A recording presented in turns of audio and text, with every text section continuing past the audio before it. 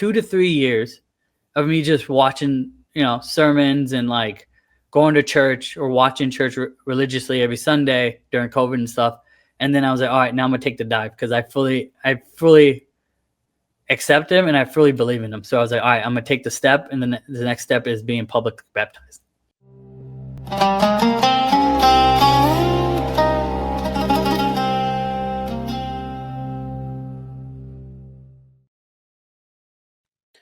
Welcome to another episode of the Olive Roots podcast. I'm your host, Josie Ayub. And today I have a really good friend of mine. He's an actor as well as an account executive. His name is Kunal B. Patel. Hey, Kunal. Hey, Josie. What's going on, man? Nothing much. All right, man. So welcome to my show. Me and Kunal go way back. We've been friends for a while, so this should be easy and breezy. Okay, Kunal, I like to start my show usually with an identity. Mhm. Pretty much you would talk about how you grew up, what's your background, your culture, your ethnicity, how you grew up, how are your parents, did you grow up here, did you travel, how connected were you with your culture? So just speak about your upbringing and how you pretty much were born and raised, and then you can transition into adapting to the culture around you, the American culture. Yeah, that works. I'm glad to be here. So growing up, if you don't really, but for the audience, I'm Indian, right? So my parents are from India. I was born here. I'm the first generation. Also have a sister, so there's two of us here. Originally was born in Chicago, right? Stayed there since I was like 4 years old. Then transitioned into Georgia. Been here since I was maybe 5-6 years old. So been here. I'm a Georgia native, right? Been in Atlanta, all the small towns. I grew up in a lot of small towns, right? Mostly in the sticks or very country. So I grew up around a lot of white people, right? And the black people. It was never really a mix, right? And there's a couple of Hispanics in there, but it was majority either white and black, right? And I was kind of the oddball out. So I was always the different one. I was always trying to fit into some kind of group. And I'd get along with like all the white kids or the black kids, Hispanic. I think I gravitated more towards Hispanics because it was more of like it wasn't white or black, right? It was a little different. And the culture, Hispanic culture and Indian culture are kind of similar when it comes to music and ethnic background and food and, colors. So it's a lot similar in that aspect of like culture. But I never felt really like fully accepted, right? I was always different.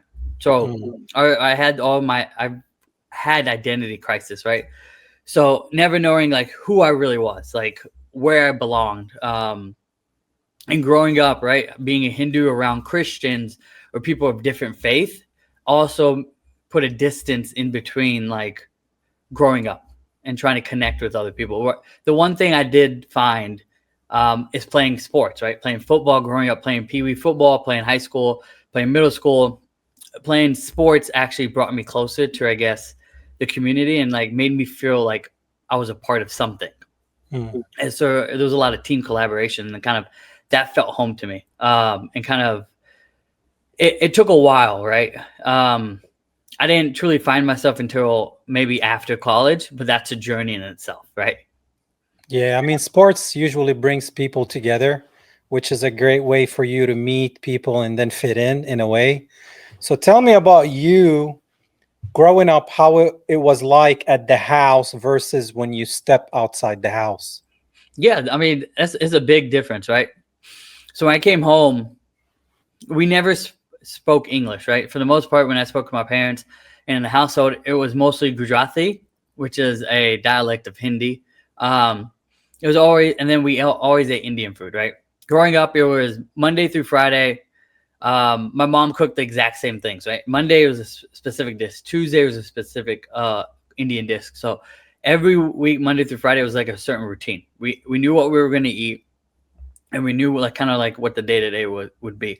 And then what we would call like our special days would be like Saturday and Sunday, where my mom would make like, hey, let's make pizza at the house, or like an American dish, Italian dish, or Mexican, like enchiladas, or we're like, hey, let's go out to eat, let's go to Pizza Hut or something, right?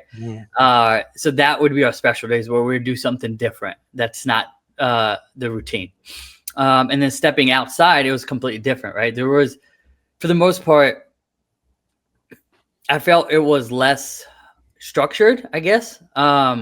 Everyone was different, right? Growing up and having kids come from different families, like no, like especially like the social economics families, like some were poor, some were more rich, and you could tell the difference, right? And you could tell the difference from being in a popular group, which were the more growing up, right, in Georgia, it was more of the wealthier kids, and some of the unpopular kids were kind of from the not so wealthy families. So there was a big difference. And me coming from a not so wealthy family made it hard to kind of connect with the wealthier families because they always had stuff. So I was always envious of those kids that had stuff, right? But it didn't prevent me from being friends with them. But there was always something there that kept me from fully diving in with those kids, if that makes sense. Yeah, I totally understand. I mean, I was born overseas, and then I came here when I was already 21, and I knew a little bit about the US, and then I ended up in good old Statesboro, Georgia. Yeah. And it was pretty much black, white, and me. So I try to understand where I fit in. So I was like, do I fit in with the whites? Do I fit in with the blacks? Well, there's not a lot of people that look like me. There's not a lot of people that are Middle Eastern, as we're called here. So it was very hard to try to find my people. And eventually I realized that I became close friends with international kids. Yeah. So I had friends from all around the world that they're either English is not their first language, or they're like you, they have immigrant parents. Yeah. And I just found that is easier because when you look at it from the outside, we have similar things in our cultures, Yeah. And I didn't start until I met you and we started doing the acting stuff together. I didn't meet anyone from any ethnic backgrounds, right? It was either American, it was more of American, like, hey, you're American white, or black American white, right? Like there was no culture, like no one from like other countries, ethnic backgrounds, right? And until we started getting close, started hanging out and doing the acting stuff, that's when I started to meet the more people from other countries, which actually I loved doing that because it's a different culture. You get to interact and you start to see the similarities from people that aren't here, right? People from different cultures around the world, and you kind of get together. And even if you're the firstborn, or even if you're immigrated, right?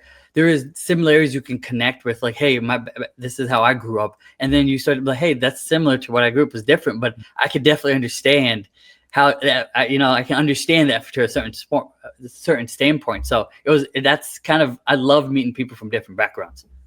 Yeah, I mean, there's so much to learn too, man. Like, and just explore.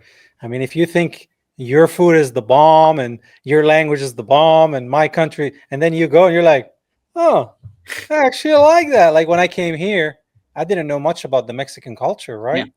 Because we don't have Mexicans back home, and we don't have tacos and all the Tex-Mex kind of stuff in a way. So when I start meeting Mexicans and I dived in, and I was like, oh, bro, I love the language they speak, Spanish. The culture is so rich. The food is amazing. The people are very kind and welcoming. They love to have a good time. They're very loving people. And I'm like, bro, they're very similar to us, but there's a difference, and I like it. I like the difference. But I think some people grow up here seeing somebody who doesn't look like them as a threat. So it's kind of like, oh, I don't know, you don't look like me. Who are you? Instead of being curious, which kids are curious, right? We should be curious. But they're taught, oh, be careful. You don't know. Be aware. And I never understood that because you see me, man. I talk to everybody. I never met a stranger. Yeah, you don't hesitate either. You just kind of go, I'm like, I'm going to go talk to meet this guy. Who is this guy?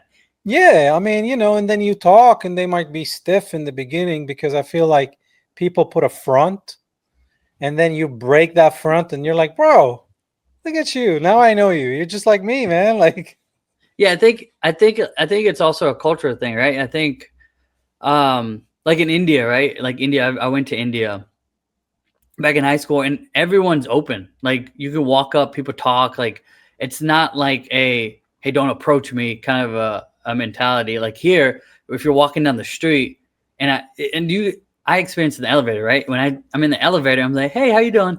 And I just try to put a smile on, just, kind of break the ice. And they're just like, hey, and just like, they're quiet. They don't say anything. I'm like, okay. So it's that kind of thing, like, hey, don't talk to me. Don't approach me. Kind of like, it's like, I think it's more of a cultural thing in America where it's like, they've been conditioned to like, because of the media and like what they've been told and kind of what they see, and like, oh, everyone out there is like, the condition, like, hey, people are out to get you. Like, not everything, but like a lot of the things you see is like always bad stuff, right? Always negative stuff. It's never like positive. So people start to walk around and be like, okay, something bad might happen or something negative might happen. Like, let me make sure, like, I'm protecting myself and walking out there instead of being open and accepting of like, hey, if someone comes into my life, let me be open and accept that. And just, you never know. You never know the conversations you have. You never know the people you meet. You never know the experiences it might lead to down the road. So it's like that openness is kind of what we've lost a little bit. And I think that goes back to acting, right? Acting, when I started acting, it's that helps you become open. And it's like something that you carry it through your life, right? The more open you are, the more experiences and the more fulfilling life you live. Yeah, well, before we move into the acting world, you said you've been to India. So the first time that you took that trip from the US, whether you were already in Chicago or Atlanta, and then landed in India, how old were you? It was in high school. So I was here. I went there for my cousin's wedding. So I was maybe, I think it was a junior in high school. So 11th grade. So what was that? 17 years old? You were Yeah, 17? 16, 17. Okay, so tell me about your experience, pros and cons, and what did you take away from the whole experience? Because it's a whole different world. It's a whole different culture. Everything's different. I thought I was gonna die 10 minutes into the landing. We got on a rickshaw or like a taxi. There's no lights. There's no signal lights. There's no stop signs. Like, it's crazy. There's nothing like that. There's these massive roundabouts, right? Like in a lot of European countries, there's like 5 or 6 lane roundabouts. That's about it. And I saw maybe 3 lights the entire time I was there. Wow. And people honk. The first thing you notice is like, it was a lot, I would say dusty, I guess. Not like dirty, but dusty. Like the air had a lot of dust and stuff. Because India is technically a developing country, right? It's not third world, but it's a developing country. It's getting there. Back then, now it's a lot more developed. My mom, since she's been there, she's like, it's a lot nicer. But the first thing is like the smells. They're different, right? The honking of the cars. It's a lot noisier. Like, you would go to New York and you think New York's noisy? No, you go to India, to a major city in India, it's 10 times noisier than New York because there's 10 times the people. And then a big thing in the cars that I noticed is everyone honks. Honking there isn't like a rude thing, like, hey, move, or like, get out the way. It's more of like, hey, I'm coming beside you. I'm honking to let you know I'm driving by you. It's like the communication. It's like communication. Yeah, they're talking to each other through the cars when they're driving. It's the weirdest thing. And then cows, because cows are religious, right? A religious animal in India because Hinduism. They have the right of way in roads. So if there's a cow on the road, you can't move it. You're gonna have to wait and let it do its thing. Wow, so the cow just can do whatever it's gonna do, and you just have no choice but to respect and wait. Yep. And then also monkeys. There's monkeys everywhere in certain cities, right? So it's the cities in India are kind of embedded into the, I guess, the land or like the jungle. So the animals like will come into the cities, leave the city. So like they have every right to kind of walk around the city and stuff, just as humans. So they live in cohesent with the animals. Wow, it's kind of like, I guess, deer here in a way. Yeah, yeah. With deer, you'll let deer kind of run around your neighborhood or your front yard and stuff. Yeah. So tell me the pros and cons. What did you like? What didn't you like? I really enjoyed learning, not learning, but seeing people with less. Like in India when I went at the time, so I can't speak of it how it is now, but 10 years ago, the weird thing I noticed, and I think it's because of like bills, right? Bills are different in India, like how you pay bills. Though, if you wanted to use the internet, you turn it on and you turn it off. So it's not a 24/7 thing. You know how here we have the internet Oh, 24/7. You okay. don't unplug your Wi-Fi. There, you turn off your Wi-Fi if you don't use it, and you turn it on when you want to use it. Okay, And it's kind of like water. You turn it same, on when you want. same thing with hot water over there. Hot water, there's a hot water system that a lot of people don't have. It's more of a luxury when I went, right? I can't say right now, but back when I went, a lot of condos or homes didn't have hot water, so you had to boil water. And this is back in 2016, like 17. It's not like it was 1990 or 2001, right? And it's the same thing. You turn off the water heater, you turn it on.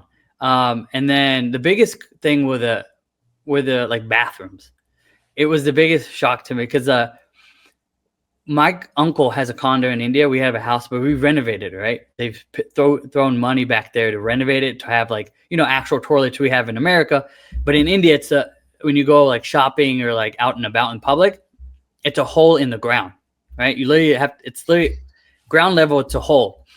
And then the showers in people's homes, you know how we have the divider for the shower where the water won't go over, like it's like a tub? It's not. It's all flat and everything gets wet. So like when you shower, the whole bathroom gets wet. So when you go to use the bathroom, Is there like a drain in there eventually to? there's a drain, but it's a drain, but it's still, it's still wet. So when you go back to the bathroom, you're stepping in wet water or like a little bit, a little bit of water to go use the bathroom. So like your feet will always get wet. Yeah, it's kind of like similar back home. Growing up, before we start getting regular toilets, we had the hole, so you had to squat, which is actually more healthy. Yep. And you couldn't just flush the toilet. You need to get a can with water and a rag, and that's how you wash your butt. Yeah. They don't have toilet paper in India. That's why they have the bidets. The bidets, yeah. And then same thing with shower. Like when you go take a shower, there's no curtain. You just close the shower. You're in the whole bathroom because that's the shower. And then you shower, and then eventually you grab one of those mops with the little sponge. Yeah, they're like, I don't know what it's called, but you gotta like collect all the water so it can go to the drain, and then you can wipe it so it can dry. Then you keep the door open, you open the window so it can pretty much air dry. Yeah. What else? What else was interesting to you? Obviously, you felt privileged. Yeah, I felt grateful. Would be the word. Yeah. Right? I was there for almost a month. I was there for a month. I saw a lot of stuff, right? So like kids begging. So in India at the time, and I'm pretty sure it's still around, you see a lot of begging, right? And in India, you know how a lot of people know of it as the tier system, right? It's tiered in like those social classes based off like if you're a doctor or a priest or like, and even based off skin color, right? The lighter. So back in the day, in the tier system's kind of tiered like that. From what I know, right? I could be wrong, but from when I'm growing up and seeing stuff and talking to my parents, Indians, there is also a skin color when it comes to like tier system. So like the whiter your skin is in India, like the lighter, the more privilege technically you would have. The darker your skin color, the less privilege you would have. So there's colorism Within Indians. Yeah, like we're all one ethnic, right? We're all Indians, but within that, the lighter you are, you wanted to be lighter back in the day. Now it's kind of shifted a little bit to where it's more equality, but it was. Where do you think that comes from? Because you guys are not the only country that has that. So where do you think that comes from? I'm not sure. I think so. In the Indian tier system, I can't think of the name right now. But it was always, I think, for Indians, I don't know where it comes from, but I know the lower you go in the tiers, the darker you are, right? So like priest, I believe from what I used to, when I educated myself on it, priests are the very top because they're the closest to God. It's a religious thing too. It's not a government. It's based off of Hinduism. So the top are priests, second or like kings, third are like military like officers. Fourth, I believe that's where Shah comes in. Shah means king, last name, right? Oh, And then my last name is Patel, so we're farmers. So we fall kind of in the middle, I believe, but we're not at the top, we're not at the bottom. We're kind of in the middle. And Patels typically are farmers back in India, back in the old days. wow. There's a lot of Patels here. I met a lot in college. So that comes from the farming community in India? That's what the name I believe originated. Right? I'm not 100% sure on the historic background name, but from just talking to my parents and just like being around it, from what we know, and my grandfather owns a farm in India. Right? He owns a fruit farm in India, in a little village. So it makes sense. Wow. That's amazing because, you know, a lot of Palestinians back home, a lot of us were farmers, Yeah. right? Obviously not me, but like my grandpa. And that's kind of like something they like to tend to the land Yep. because you take care of the land takes care of you. That's kind of like the mindset. So it's like sacred soil. Plus, it was the Holy Land. Yeah. So, you know, they're like, oh, olive trees, like this beautiful tree here. Um, all right. So, what else? What were you like? I can't believe they're doing this, or this is wild, or oh man, this is terrible. Like, what was like really bad stuff that you're like, I don't think I can adapt to this? So people, how do I say this? So in India, if the way the let's say law enforcement here, right? The way law enforcement is here, it'd be a privilege to have that in India. India, it's completely different, right? Cops don't have to be like, hey, give you a reason to stop you. Cops don't have to be like, hey, cops don't have cops do cops have every right to put their hands on you. Doesn't matter what you did. They could leave. They still have batons. When I was in India in high school, when I went in high school, it was like Christmas. It was Indian New Year's, right? It was around Christmas, New Year's here. Everyone gathered the street to celebrate, New Year's, American New Year's, and Christmas. And there's this guy climbing the pole. I remember it. And there was 4 cops that pulled him off the pole and started beating him. Didn't question him, nothing. Just pulled him off the pole and started beating him. So in India, when they say there's police brutality here, no, go to India. You'll see police brutality. Like the stuff that you see here is nothing compared to like India and some of these other countries where the police actually will like beat you and throw you in a cell for no reason. Like, yes, citizens have rights. I'm not saying like everyone's getting beaten and the cops can do whatever they want, but like they have more. It's more of like in India, if I did something and the cop beat me and I try to stick up to myself, it's not gonna do anything. It's a cop. So like it's his word against mine, but his word is the truth in India, right? So It might have it's not like innocent until proven no, guilty. It's they like will, if you get caught, it's on. and I think it comes from the culture thing, right? I think because me growing up, like nowadays they would call it child abuse. But growing up, right, my dad, he used the belt. Like he smacked me. Like he not to the extent where it hurt me, right? But he did discipline me like old school. And I'm grateful for it. I think I needed it as a kid, right? I was a pretty bad kid, misbehaved, got in a lot of trouble.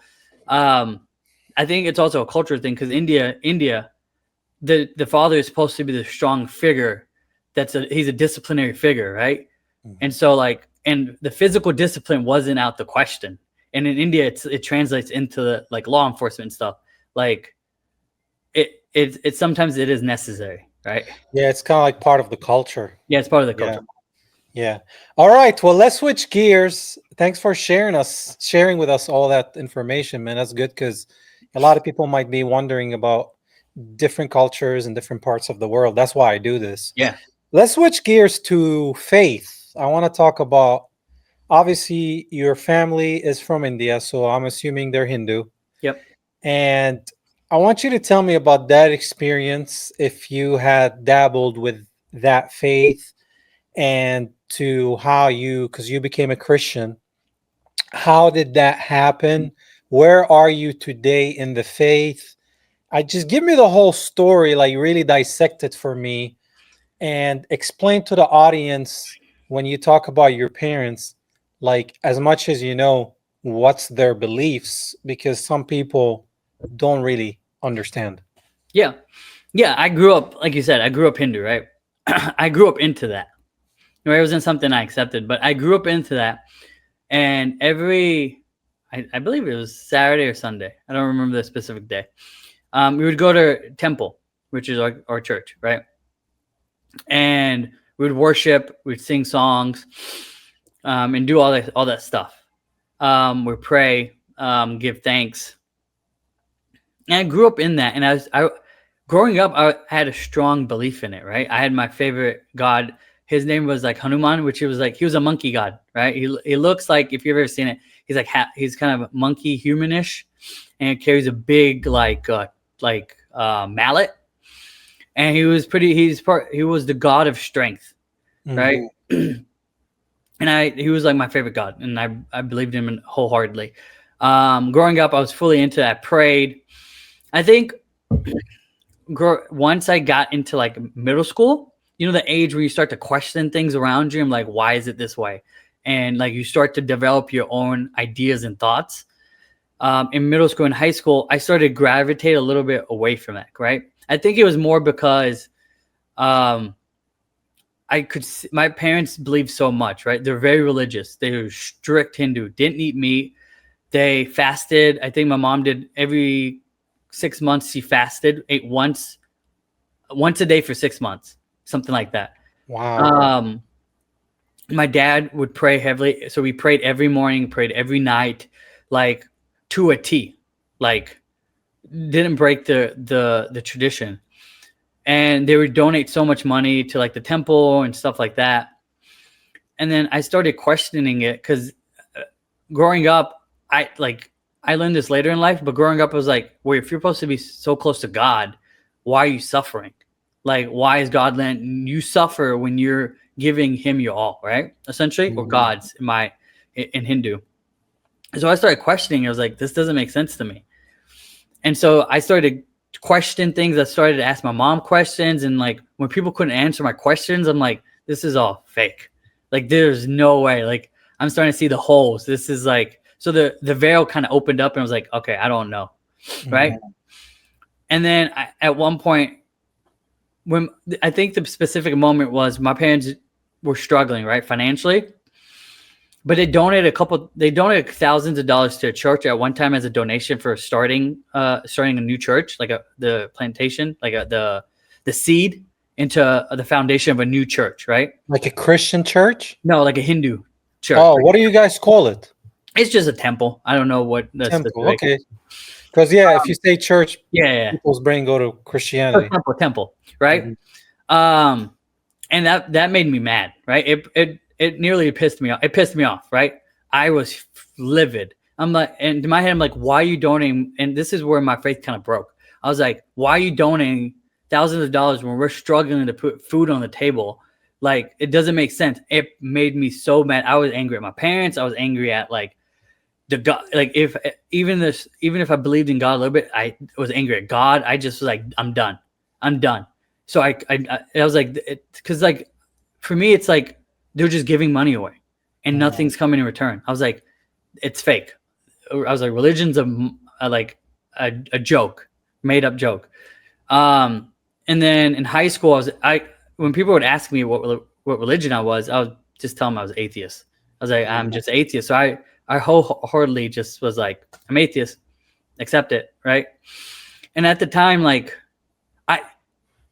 which is the funny thing is like in high school, or in middle school, this is when my faith was breaking. I would also in middle school, I had slivers of Christianity coming through. When I would be in school, you ever heard of a FCA, Fellowship of Christian Athletes? Hmm. It's a club, right? In school, in public schools, and it's pretty much Christians, like athletes. And we do these field trips and stuff. And my football coach was one of the leaders. And he was like, and I told him, I was like, hey, I'm not Christian. But he's like, that's fine. Come to like, and we would go tubing in North Carolina in middle school. So he was like, just come with us. So he would just let me come with him. It was a Christian organization. I'm not Christian. I'm Hindu at this time. And he was like, just come with me. So he was like, they were more accepting, right? And then we prayed. I wouldn't pray along, but I just respectfully would bow my head before football games. We would pray, right, in middle school. And then also I had one instance where a close friend of mine in middle school, he put his hand on and prayed on me. He was like, all right, I'm gonna bring you closer to God, Christian, right? So I had always slivers of Christianity in there. Didn't know it, didn't realize it until I got older, but I always had some kind of Christianity kind of from growing up coming. And I always used to read the kid like pamphlets with the like had the pictures like David and Goliath, but it was like a comic book for kids. So I would read that before I go to bed. So I always had some kind of interest in it, right? Like Jesus was knocking on the door. Yeah, it was like knocking on the door, like, hey, I'm right here. Like, you're gonna know eventually, like, I'm here. You're gonna get to know me. Yeah. So, and in high school, I'm just a complete atheist, right? Don't believe in God. And then college, I went through a dark path, right? I had a lot of suicidal thoughts, right? I was drinking a lot. I was doing a lot of other things. And then to me, I felt like, hey, there's a hole. There's something missing. I never felt fulfilled or like truly happy, if that makes sense, right? I was like, there's something missing. There's a hole in my heart that I don't know what's going to fill. Yeah. Right? I couldn't shake it. And my best friend, he's still my best friend. In college, I think it was like around sophomore year.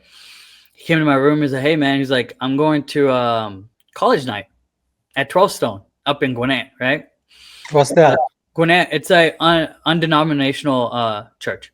Okay. It's you would classify it as a mega church, but it's a really good church. It's up in Lawrenceville. They have a different campuses like in Sugarloaf and stuff like that. But the pastor is PK, and so he took me to college night. And it was the first time in years that something hit me. So I was in that room and they were singing, right? And at the beginning of service, they sing songs. I'm standing there with my friend and I'm just listening and something hit me. I couldn't explain it. I'm like, this is what's missing. It's like in my head, I'm like, this is what's missing. I was like, this is what's gonna fill the hole. I was like, and from that moment, I'm like, I need to know more. I was like, I need to understand. Like, I was like, okay. I was like, God's missing. I was like, that's the one thing that I walked away from years ago, and I'm brought back to this place where everyone in the room, my age, right, college kids, blacks, whites, Hispanics, like when you looked around the room, it was all ethnicities, and it's undenominational church. And I looked around, I was like, this is it. Like, I was like, this is missing. And then fast forward, we would start to go to church every Sunday, right? And then once we graduated, I would still try to go to church every Sunday. And then there was a point where I didn't go to church, but then I found Pastor Stephen Furtick. Have you heard of before Elevation Church? He has a campus, and he's more North Carolina, South Carolina, but he's well known. He's like one of those famous pastors. I started watching his sermons every Sunday on YouTube live, and it's still during COVID, and watch his like Instagram videos, and then eventually, after COVID ended, I went and got baptized at 12 Stone. Wow! So that's when you decided to fully commit. Yeah, it took about 2 to 3 years of me just watching, sermons and like going to church or watching church religiously every Sunday during COVID and stuff. And then I was like, all right, now I'm gonna take the dive because I fully accept him and I fully believe in him. So I was like, all right, I'm gonna take the step, and then the next step is being publicly baptized. So that's a beautiful story, man. Thanks for sharing this. Like, this is what this show is all about. Now, when you were going into what we call Christian faith and leaving the Hindu faith, what did you tell your parents, and how was their reaction? So I think I think there was two different reactions, right? Because when I got baptized, I told my parents when I became an atheist, I was like, hey, I don't believe in God. Like this stuff, like I told it directly to her face, was like, I don't believe in this stuff anymore. And my mom, I think that kind of broke my mom a little bit. And so when I told her, I was like, hey, I'm going to church, she was like, she makes this comment to this day. She's like, you're always going to be Hindu. Regardless of whatever, you're still always going to be Hindu. And I think that's more of a culture thing. Like, hey, you're born into this. And she was more, it's like, it's your culture. And I'm like, to me, I'm like, I'm not going to forget it. I'm not going to deny. I'm going to fully accept, like, hey, that's my culture. Hinduism was part of me. Like, India is part of me. Like, so is Christianity. So everything, all that stuff makes up who I am. But my faith is Christian, right? I'm a Christian Indian. I think a part of her was happy. She was like, okay, at least you believe in something, right? Then nothing. And then she was like, and I think she started to accept, like, hey, it's like, as long as it's something that fulfills me, even if she doesn't 100% believe it, right? She's like, she's accepting of it. I mean, I think to her, I think she always would be more happy if I just converted back to Hinduism, but she accepts it now. But she denied it for a little bit. She was like, no. She was like, you're still Hindu. You gotta believe in Hindu. And then eventually she's like, okay. She's like, I understand. And she's like, you can. And then I told her, I was like, hey, like, this is my faith and this is my journey. And she was like, okay. She was like, and she understood and she just accepted it. How about your pops? Oh, my dad doesn't care. My dad's like, okay, go, do what you want. Your dad is just like, whatever. Yeah, my dad's like, whatever. So have you ever tried to minister to your parents or tell them about Jesus Christ? No, I don't think it's my place. I think since my parents fully believe in Hinduism, I don't think it's my place to push my religion on someone else, right? Unless they come to me and be like, hey, I have questions. Hey, like, I'm trying to understand, you know? And my mom has done that. She like explained to me like Christianity. She has, when I've converted, she was like, just explain to me so I understand a little bit, right? And I did. But she came to me asking. She wanted to be more understanding. But I don't think it's anyone's place to be like, hey, like, I'm Christian, like, listen to Christianity, like, you know, and push my faith onto someone else. I think it's more of like, I'll be open to if they come, but if they're not, it's okay.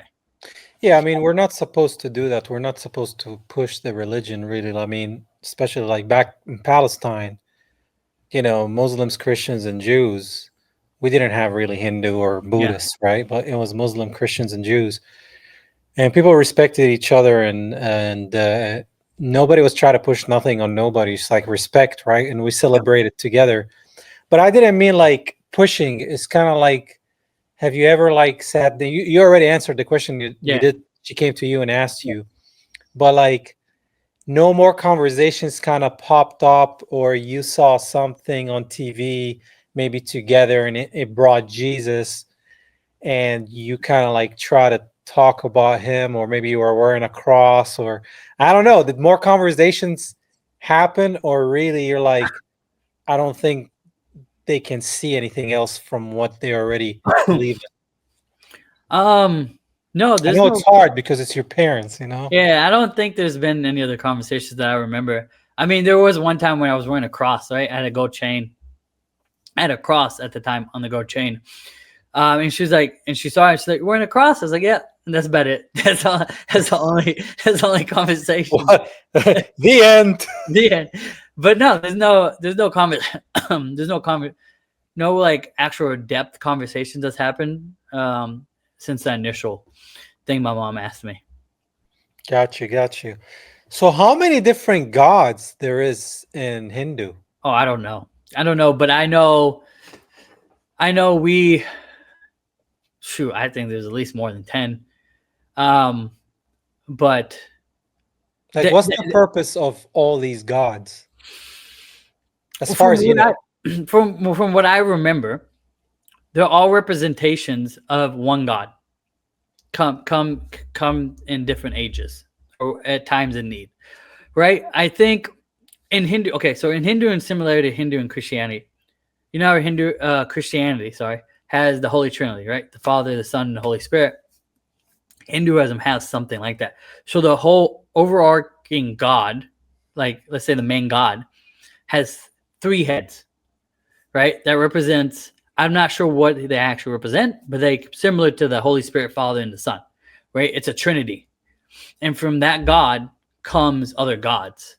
So and I guess each God has a purpose. So right, Hanuman, the one I used to worship, and my favorite one, I still adore him. Right, the concept of him. He's the God of strength and protection. So growing up, right, I felt isolated. I was a shy kid, didn't wasn't confident in myself, always kept my head down, didn't look people in the eyes when I talked to them, stuttered, had a speech impediment. He was my confidence. Like I believed him. Like I want his strength. I want his confidence. I want his protection. So I gravitated towards him. He was helping me become stronger in who I was and more confident and just believe myself, right? There's other gods like Ganesh, I think, is the elephant. Yeah, elephant god. It's very famous, like the elephant head. Yeah. I'm not 100% sure, but I think he's the god of wisdom, right? He gives you wisdom. So each god has his purpose. I see. But like now looking at all those gods, and maybe there's more than the ones you mentioned, obviously, comparison to Jesus Christ, do you think, doesn't he embody all these things? Yeah. Well, so the god that my parents worship is the most similar to Jesus Christ in Hinduism. Wow. His name is Sai Baba, and he is just so he doesn't have any extraordinary extremities like elephant head or like is like looks like a monkey in human or blue like Krishna. He's literally like a regular man like you and me. Skin color, he's probably towards more your skin color. And he's just an older man that wears a white a robe and a white a rag over his head. And he's just a regular man. And and what my mom has told me, he is pretty much Jesus Christ in Hindu. Right? He has some of the similar traits and characteristics, right? He preaches like accepting of others, like giving back. So it's like similar. It's like literally almost like 80% Jesus Christ in Hinduism. Zahi Baba? Sai Baba. Sahi Baba. Baba in Arabic means dad. Yeah. Sahi Baba. Wow. So was his story also born of a virgin? I don't know. I don't know where his origin story is, but he did get buried alive. He got buried alive. I believe. Yeah, alive. And then he came back to life. So just like Jesus Christ, when he died on the cross and came back to life, so did he. Wow, because there's also something in Egypt back in the day, also somebody who died, resurrected. So it's interesting that different cultures have their own version of Jesus Christ. And obviously America has their own version, blonde, blue hair, eye Jesus. But and there's a picture I used to have with Hanuman, Sai Baba in it. It's like a massive picture I used to hang up in my room. And behind them was Jesus with his hands up, like blessing him like this. So it was like Jesus, Hanuman, and Sai Baba in all one picture that I had hung up in my room. that's before you walk with Christ? But that's before, yeah. That was when I started to that was like high school when I was like starting to dabble more into Christianity, when I was starting to read up on it more, but I was still an atheist. But I really loved the picture. So I had the picture. And it was it was one of my favorite pictures. That's awesome, man. That's awesome. Well, my brother in Christ. All right. So the third and last portion of this podcast, we talk about resistance. So pretty much, I would like you to discuss what has been what is the main thing you've been resisting in your life that seemed maybe hard to resist, maybe kept coming back to you, maybe you're still dealing with it now, maybe overcame it. Anything that you resist in life, I want you to talk about those kind of challenges. I sometimes resist other people. I think, and it's hard for me because that's just how I grew up, right? I wasn't the most social person. So and my career, right, and in acting and other professions too, you have to accept, you have to like let people in. Like you have to have conversations. You have to be like personable. Even if you have a bad day, you can't just like, I've had a bad day, leave me alone. Like you can't, you have to like accept people. I think that's one of the things I always resist, that I always struggle with, right? And I have to repeat myself. I'm like, hey, just like have a conversation with the person. Just be open. Like don't resist human connection. And to me, it's easy, right? I can, in a flip of a button, I can just like turn it off and just not want to talk to anyone, right? I'm kind of like introvert in that way. So I resist a lot of like things that come to me. I purposely push them away, even if it's good things, right? There's like things that I self-sabotage. It comes in, good things, good connections with people, fruitful relationship that lasts a lifetime. But I just kind of resist it, and like it's fine. I think that's something that I struggle with a lot. Where do you think that comes from? Where do you think that comes from? I think I'm not sure where it comes from. I think growing up, I think for me, I had a self-belief of like, hey, I got to do everything myself. Like I can't rely on anyone. Like it's me against the world. Like I've been let down so many times by my parents, by friends. Like I just can't, even the little things. I'm like, I can't rely on anyone. Right. And that was a struggle with like my current relationship. Like I resisted, like I want to do everything myself. Like leave me alone. I got this kind of a mentality. And then I had to reframe myself. I'm like, hey, like let people support you. Like if someone's trying to help, just let them help. Like let them make your life a little easier because they want to. So I think it's more of my mentality of like, hey, I can do everything myself, and like I don't trust anyone, and like trying to be more open. Like, hey, I can be trustworthy. I can trust people, right? Mhm. Give the people a chance to be trusted. Until they show you otherwise, just trust them. Yeah, I mean, it's very important to let people in because most of the time we don't know what the heck is going on. And we think we got it, but we don't, you know? So I know it's easier to help than to ask for help, Yeah. right? I know some people don't even help, but a good human being probably would easier for me to help you, but I don't want to show vulnerability and weakness by asking Yeah. for help. Especially when you're a guy, right? Especially in my culture and like maybe in your culture, a man's supposed to be strong, right? When I cried when I was a kid, my dad was like, "Why are you crying? Why are you being a little girl? Like, men Tough it don't up, cry. buttercup. Toughen up."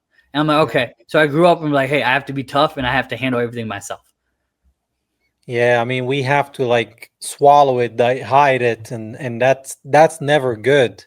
culturally. It comes out in very toxic ways Yep. in relationships and friendships, So I can relate to that for sure. What other things you think you resisted in life that you're able to conquer? Hmm. I think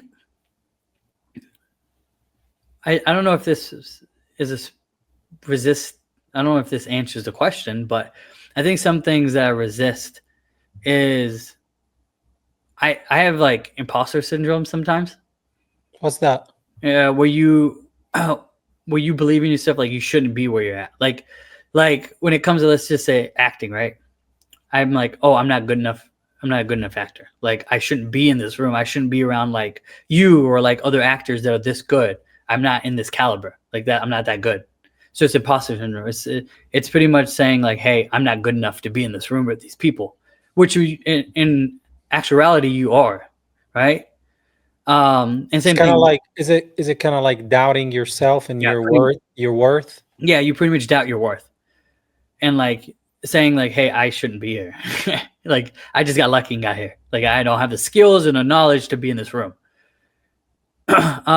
So I think I resist a lot and it goes back and forth, right? It's day to day for me. It's like I'm not good enough, right? It's the imposter syndrome or like my self-belief in myself. I resist like being confident in myself fully sometimes, right? I'll go in some days I'm like, yes, I can do this. I can do this. I'm this great like provider. I'm this great like person in this relationship. I'm a great friend. I'm a great like actor, X, Y, and Z. But then and then other days I'm like, I don't know. Like, am I even good enough to be this caliber an actor? Am I even good enough to be in this relationship? Am I good enough to be like have all the things I have? Like, so it's the back and forth of like my self confidence, and I tend to resist. I think I'm not afraid of it. I think the fear of so the way okay, let me reword this. So I think I'm afraid of living up to my full potential, right? I'm afraid that if I get to my full potential, I'm going to do something to ruin it. So I kind of self sabotage my full potential sometimes, right? Wow. So I'll go in, I'm like, I can do this 100%. But I start to doubt myself. I'm like, what if I do something so good and people start to see me as this good, like this top of the mountain, like expert in something, or like he can do it all, or like this great actor. And then I mess it up and be like, oh, wait a second, he's not. And it just topples everything I built, right? Maybe you're holding yourself to too much of a high standard that you feel like I can't, I have to be here. I This is can't. not good enough. I have to be here. Have to be number one. And what if that comes from childhood or insecurity for a reason that something happened or ego? I think it has to do. I don't.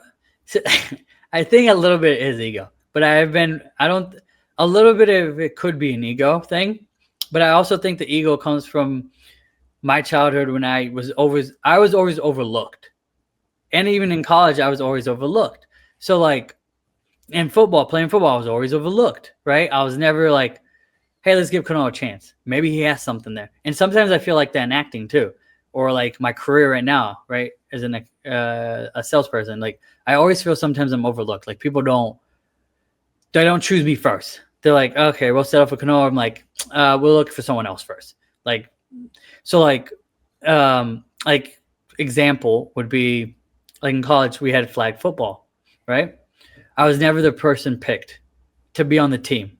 Like I would be like one of the last ones to be picked. Even though I played football and I was good at it, I just was like, so I never had confidence in myself where I protruded like, hey, he's gonna be a good player. It's just like, okay, he might be good, but we don't know because I'm kind of just keeping myself kind of bottled up, right? So they don't pick me. So I'm always overlooked. So I think a lot of it comes from me being overlooked and me getting to a point where I'm like, hey, I'm not gonna be overlooked anymore. Like F this. Like I'm gonna be number one. Like no one's gonna overlook me. No one's gonna like second guess me. Like you're gonna know who I am. You're gonna know my name, and like you're gonna know. Kind of Well, it, well, now you have someone special in your life, yeah. and you're not number two. Nah. So that just broke the spell, you know? Yeah, in certain aspects. So it broke the spell in certain aspects. I think it's also like a lot of this stuff. I think a lot of people, right? It's always a daily meditation. It doesn't just go away. You have to work at it. And if you don't work at it, it comes back up and it creeps back up. Like you just gotta constantly work at it, right? It's never it's one and done. Well, you also have to look at it spiritually. Like, to God, you matter. Yeah. You matter to God. And you are special to your creator, God, right? And when Jesus Christ came, God in the flesh, sacrificed himself, he sacrificed himself for you. Yeah. So that makes you number one. You might not be number one in some earthly situations, and we put all those pressure and measurements of I'm not good enough for this, so I didn't do good enough, and we try to sometimes compare with other people. But you have to understand that we are here for such a split Yeah. time, and tomorrow is not promised. So I think instead of you worrying about that or feeling like I'm not good at this, why I'm not doing this good enough, I know I can do better, or oh, will I ever reach that potential that I have in my mind? I think that's how you pretty much paralyze yourself. Yeah, I think so too. I think I've gotten a lot better, right? That was mostly me growing up, but I think I have so much self confidence in myself, and I think it comes to faith, right? And I tell my significant other this, right, all the time. Sometimes she worries, and then sometimes when things happen, like stressful things, I get a little stressed out for a second, and then I'm like, ah, whatever, and I just kind of let it go and just like, all right, well, what are we having for dinner? Like I just let it go because I think, and it doesn't come off this way. It comes off like I don't care, and me and her have gotten into little bickerments about it. Like I don't care, like it doesn't matter to you. But if to me, I told her, and I've had this conversation. I'm like, it's not that I care, but it's I don't. But I also have so much faith in God that like if it's gonna fix it, if God's gonna fix it, He's gonna fix it. Like if it's meant to be, it's meant to be. If it's not, then you know what? Oh well. I was like, I don't know God's purpose. I don't know where I'm gonna be, but I trust that He's gonna get me in a good place down the road. I might not be this overall like powerhouse in like anything I want, like powerhouse actor, like everyone knows my name, or like this rich account executive, like it might not come to fruition, right? Might not have the dream house, might not have the dream car, right? But I know at the end of the day, like my life has an endpoint that God's already defined. I'm on this journey, and I don't know I don't know what's gonna come down the road, but He does. So he's prepped. I'm not. He doesn't need me to be prepped. All I need is faith in Him, and He's gonna take me down this road. That's it, man. He has a plan for you, and as long as you submit and you listen and you try to walk in His footsteps, I think you'll be fine, because our home here is temporary. Yep. Our future home is up there. So we just have to be, good sheep. Yeah. Not for society, for the shepherd. Yep. Well, I think that gets us to the end of the episode, Kunal. I want to thank you so much for joining us today and spilling your heart out, being vulnerable, and just sharing a very private part of yourself. So I want to thank you for that, man. Yeah. Thank you. Thank you for having me. Yeah, I hope you enjoyed this encounter. And I love you, man. Love you too, man. And never forget, God loves you, right? Yep. All right, man. Peace and love, All brother. right. See you, man. See you, man. All right, guys. That was Kunal Patel, an amazing human being, big heart. We've been friends for a while, so just subscribe, like, comment. I can put his social media stuff in the description. Until then, have a wonderful day, and I will see you on the next episode. Peace and love.